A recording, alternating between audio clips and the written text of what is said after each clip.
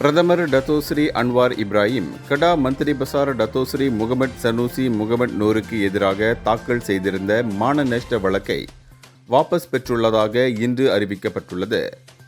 சனூசி தான் அளித்ததாக கூறப்பட்ட அவதூறு அறிக்கைகளை திரும்ப பெற்றுக் கொண்டதோடு அவற்றை மீண்டும் கூற மாட்டேன் என்று உறுதியளித்த பின்னரே இந்த சமரசம் மேற்கொள்ளப்பட்டுள்ளது. இந்த தீர்மானம் அலோஸ்தார் உயர் நீதிமன்றத்தில் நீதிபதி ஜான் லீ கின் ஹாவ் முன்னிலையில் முறையாக பதிவு செய்யப்பட்டுள்ளது. இரு தலைவர்களும் தேசிய ஒற்றுமையின் நலன் கருதியும் நாட்டை எதிர்கொள்ளும் பெரிய பிரச்சினைகளில் கவனம் செலுத்துவதற்காகவும் இந்த வழக்கை இத்துடன் முடிவுக்கு கொண்டுவர ஒப்புக்கொண்டனர். அன்வார் மற்றும் சனூசி இணைந்து வெளியிட்ட ஒரு கூட்டறிக்கையில் இந்த முடிவு நாகரீகத்தை பேணவும் மலேசியாவின் அமைதி மற்றும் நல்லிணக்கத்தை நிலை நிறுத்தவும் எடுக்கப்பட்டது என்று தெரிவித்தனர். மேலும் இந்த வழக்கில் சட்ட செலவுகள் எதுவும் விதிக்கப்படாது என்றும் இந்த வழக்கை மீண்டும் தாக்கல் செய்ய முடியாது என்றும் கூட்டறிக்கையில் குறிப்பிடப்பட்டுள்ளது.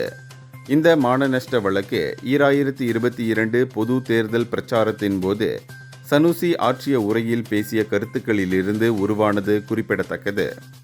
இந்தியர்களின் இதய குரல் மக்களோசை.